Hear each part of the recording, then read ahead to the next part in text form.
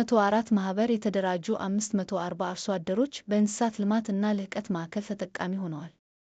አርሶ አደሮች ከከተማው ልማት ጋር አብረው እንዲለሙ ከማድረግ አንጻር ከለውጥ በኋላ በልማት ምክንያት ይዞታቸውን የለቀቁ የልማት ተነሺ አርሶ አደሮች በተለያዩ የሥራ ዘርፎች ላይ እንዲሰማሩ በማድረግ ዘርፈ ብዙ መልሶ የማቋቋምና የማንሳት ሰርተዋል።